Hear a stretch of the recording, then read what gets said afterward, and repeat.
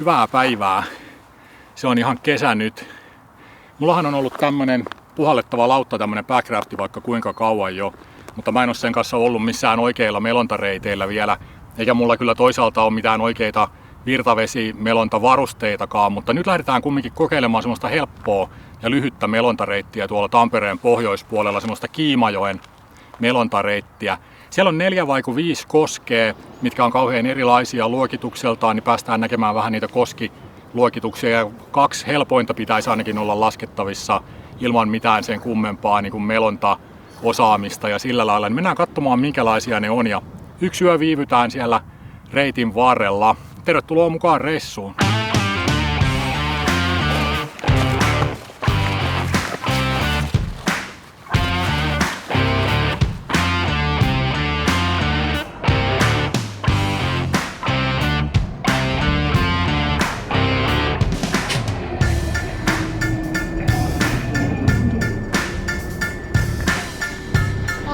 Mene tonne Ukaahan, niin maksaanko mä ne vain?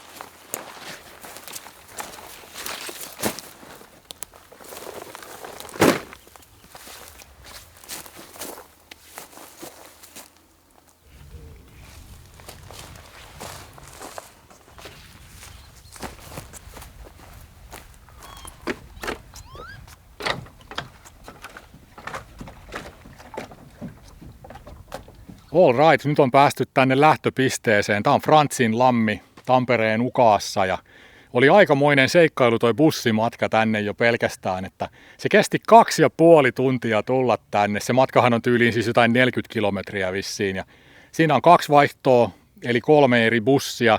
Ne 2 ensimmäistä bussikuskia ei tiennyt edes, että sitä 3. linjaa on niinku olemassakaan ja siinä piti olla tietyllä pysäkillä tien varressa, jotta niinku pääsee sen viimeisen linjan kyytiin. Ja no matkustaja onneksi sitten osasi neuvoa, että missä pitää jäädä. Ja no siinä ei ollut vielä kaikki. Sitten siinä tilttasi alkolukko siinä viimeisen linjan autossa ja ihan uskomaton tuuri. Siinä oli 2 muuta matkustajaa. Ne soitti itselleen kyydin, niin mä pääsin niiden kyydissä sitten tänne mun lähtöpaikalle, että ne ei sitten raskinut jättää mua sinne autoon istumaan. Se bussi, se viimeisen linjan bussi jäi sinne sitten tienposkeen odottamaan jotain apua.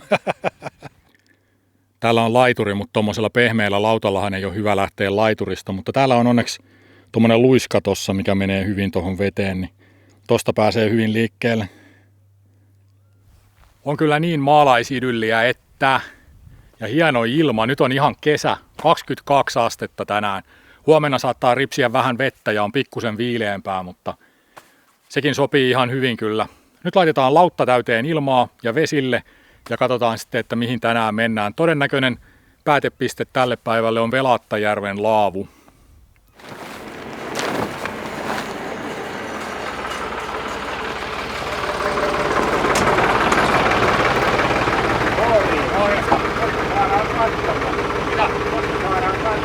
Kyllä siinä muutama päivä menee.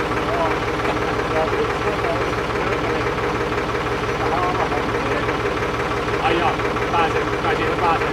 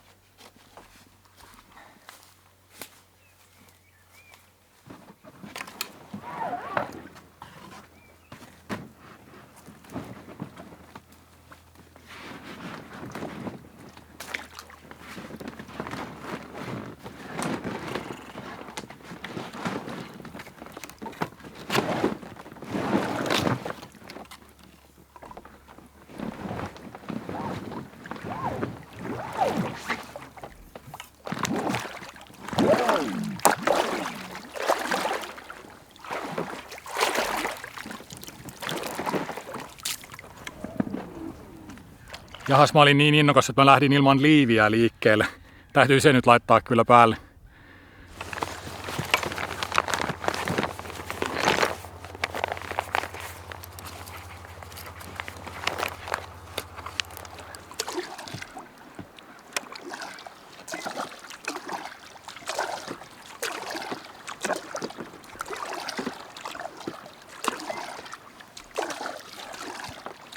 Joo, sitten vaan pikkuhiljaa eteenpäin.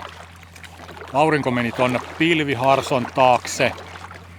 Ihan kohta itse asiassa lähdetään jo tästä Frantsinlammelta sitten pois, että tossa on tommonen kapeikko Pajasalmi. Ja siinä on ensimmäinen silta. Tossa kun paikallismies pysähtyi traktorin kanssa tonne aikaisemmin, niin se sanoi, että siitä sillan alta ei mahdu menemään, eli pitää varmaan sit rantautua. Heti miten tässä alkuun sai jo ensimmäistä kertaa.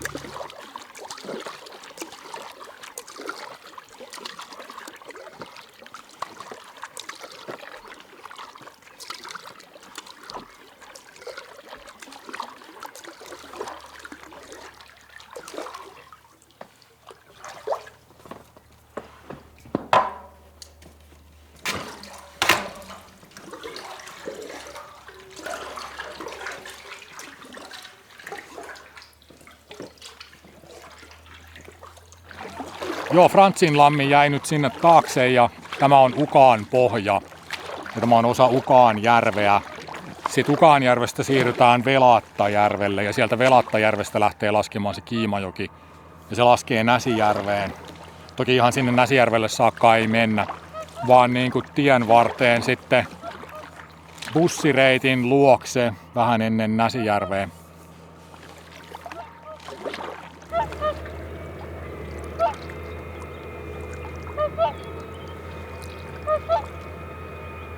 Tässä on tämmönen Nallin tulipaikka.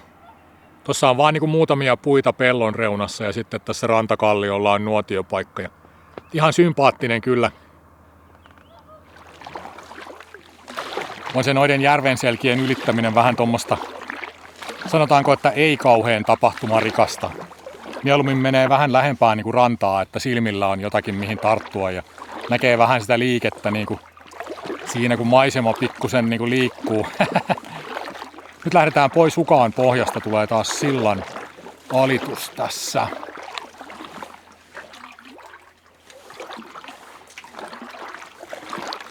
Noin.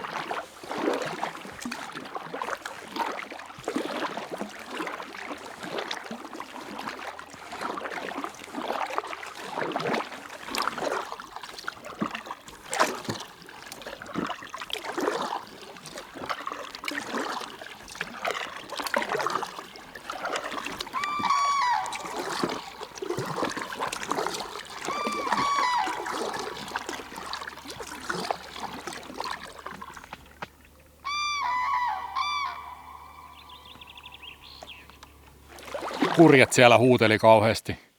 Varmaan jotain, että eikö täällä saa afrikkalainen maahanmuuttaja pesiä rauhassa vai? Ne väisti mua siinä, kun lähestyin niitä. Ne oli veden rajan lähellä siinä pellon reunassa. Niin aikansa huutelivat siinä ja lähtivät lentoon sitten.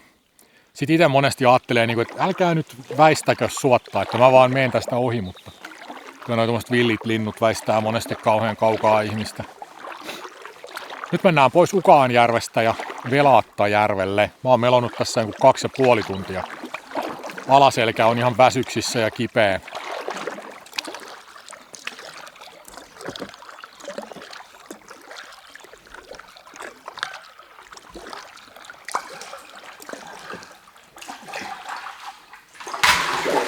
No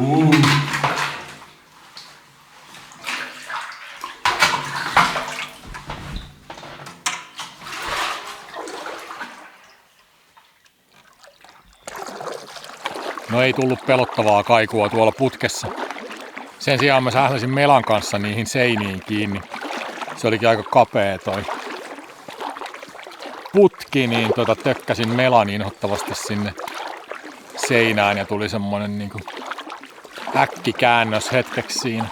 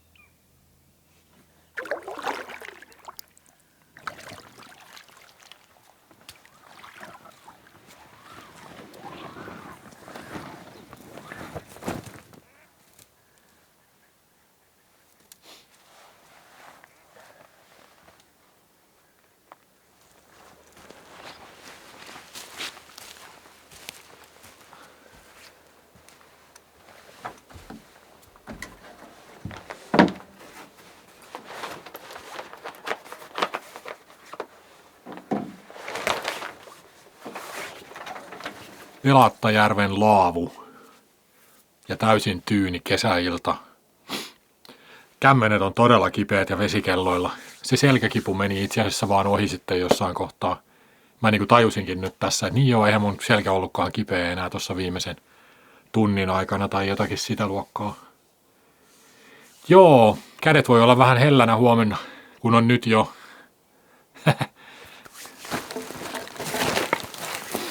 Mun lautta oli kauhean löysä, mutta eiköhän se johdu vaan niin kuin lämpötilan muutoksesta sitten. Silloin oli kumminkin tosi lämmin auringonpaiste, kun mä täytin sen, ja nyt tässä niin kuin, tietysti ilta on viilennyt ja sitten aurinko lakkas paistamasta jo siinä sitten ensimmäisen tunnin aikana vissiin lähdöstä vain. Niin. Toivottavasti se nyt johtuu vaan siitä, se lautan tyhjeneminen. Se ilma siellä sisällä tietenkin niin kuin reagoi lämpötilaan ja joko laajenee tai sitten tiivistyy.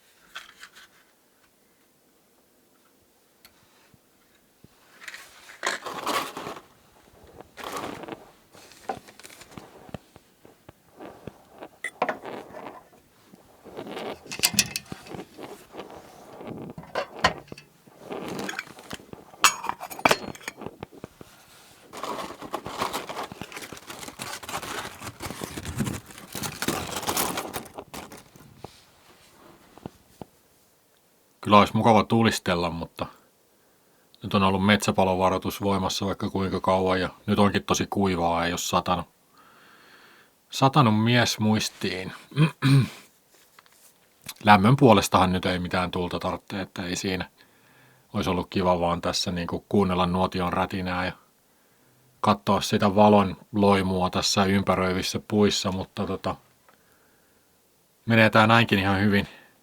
Mä päätin, että mä teen vaan nuudeleita tossa sen kevyen pikku iltapalan tässä ja menen nukkumaan.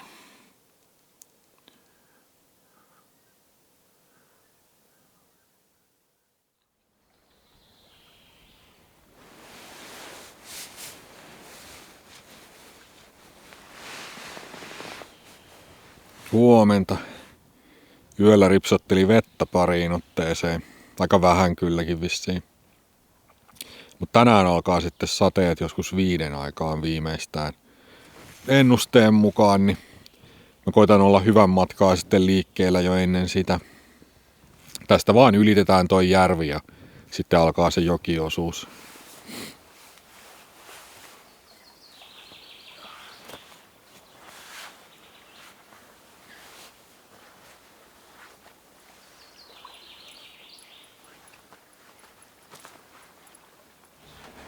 Ei ole kovin moni tainnut vielä hoksata tätä laavua täältä, kun on jotenkin niin koskemattoman näköistä kaikki. Tännehän ei tule siis polkua, että tänne tullaan niin kuin joko tuosta järveltä tai sitten maaston läpi, niin kuin metsän läpi tuolta. Että tänne ei ole mitään polkureittiä ainakaan mun tietääkseni. Mä oon pari kertaa käynyt täällä aikaisemmin tuosta metsän läpi.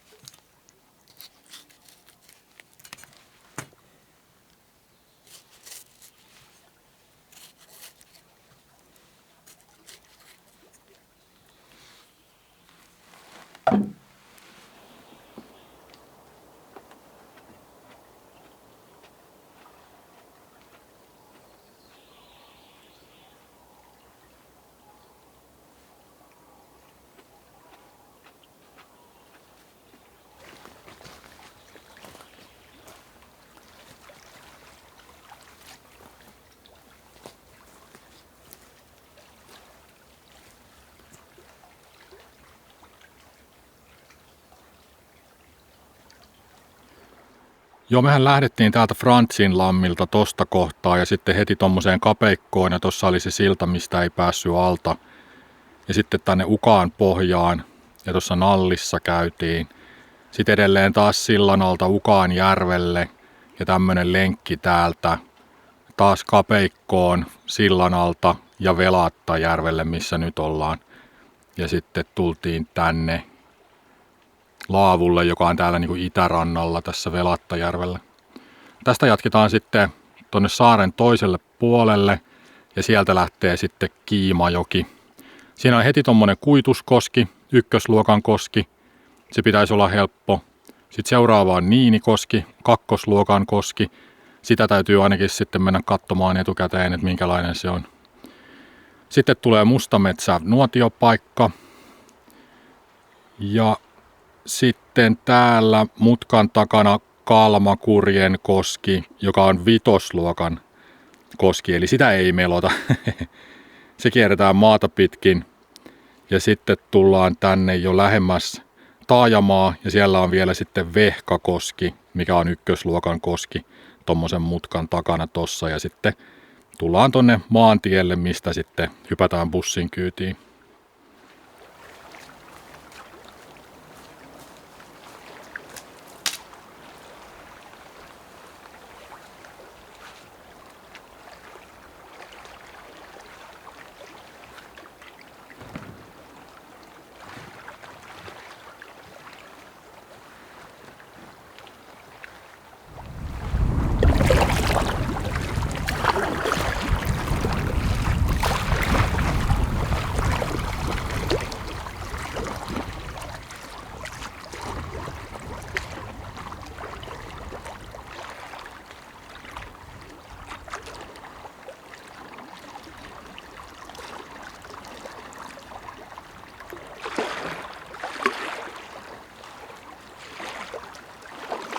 vastatuuli tuli tuohon Järvenselän ylitykseen. On siinä aikamoinen kauhominen tämmöisellä, että pääsee kunnolla eteenpäin. Nyt ollaan tässä saarella sitten toiselle puolelle ja sinne joelle.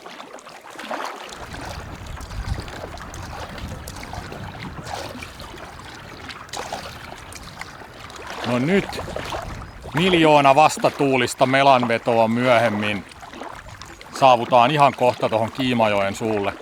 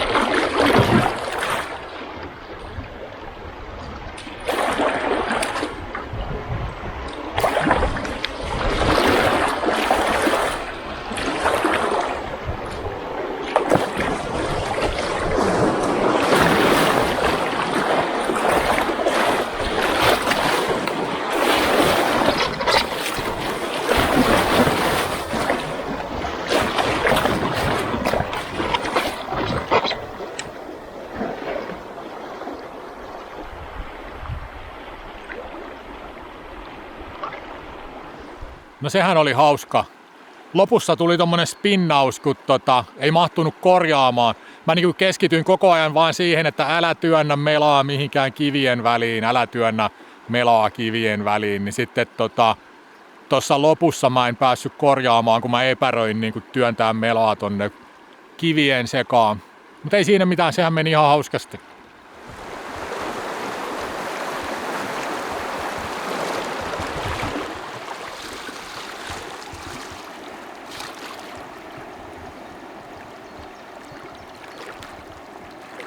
No nyt on idyllistä, kuulkaa. Virtavesi ja pikku paatti on ihan omassa elementissään täällä. Heti huomaa sen, niin kuin kuinka hieno tämmönen on virtavedessä verrattuna siihen niin kuin puristamiseen tuolla tuulisella Järvenselällä. Se on aika masentavaa, mutta kyllä se kannatti tehdä tämän takia.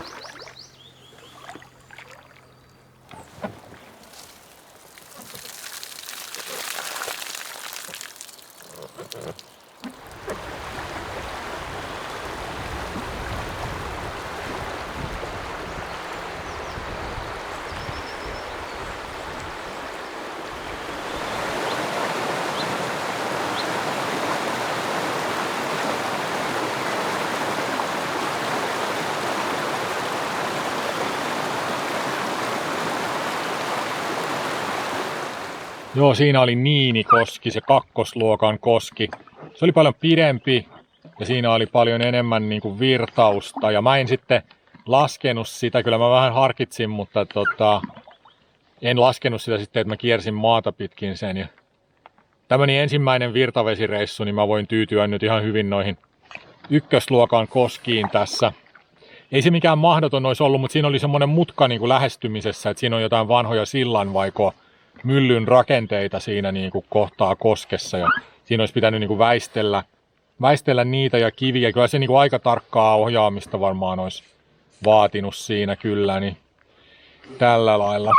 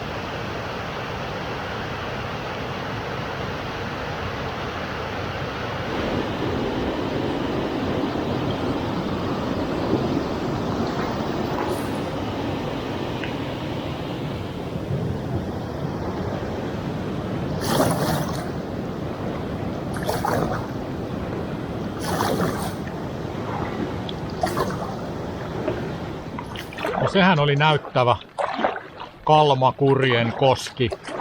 Nimikin on tommonen iskevä. Jostain vanhoista asiakirjoista tiedetään, että siinä on ollut mylly joskus jo 1600-luvulla. Ja edelleen jotkut myllyn rauniot siinä. Nyt ei ole paljon enää jäljellä. Tulee vielä se Vehkakoski. Viimeinen koski ja sitten maantien varteen.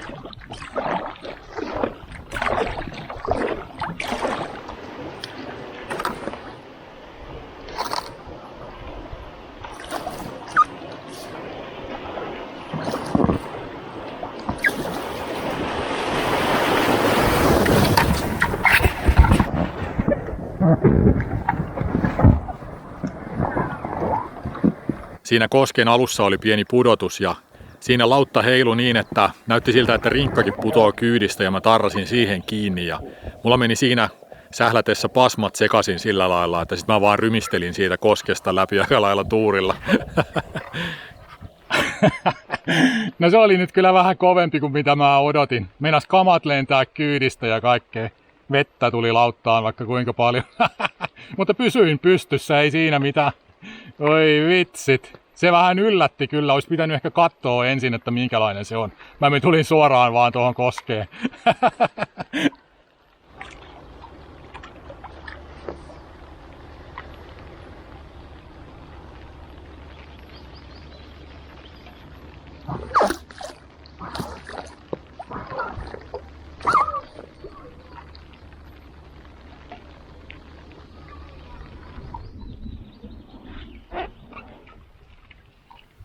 Kiimajoen melontareissu päättyi sateisissa merkeissä Terälahden kaupan kulmalle ja nousin siitä sitten edelleen bussin kyytiin kotia kohti. Melontakilometrejä kertyi tällä reissulla yhteensä 15 2 päivälle jaettuna, mikä ei todellakaan ole paljon, mutta kyllä siitäkin tottumattomalle melojalle tuli kädet ja alaselkä ihan tarpeeksi kipeäksi. Mä en tiedä, onko melonta mikään kovin erityinen iso juttu mulle, mutta nyt ainakin oli ihan hauskaa ja oli sopivasti vähän vaihtelevaa juttua siinä reitin varrella, niitä koskia ja sillä lailla. Ja hienoa jokimaisemaa pääsi näkemään ja sai vähäisen kokemusta sitten virtavesimelonnasta. Mutta tämä reissu päättyy tähän. Kiitän seurasta. Seuraavassa videossa jatketaan. Morjes!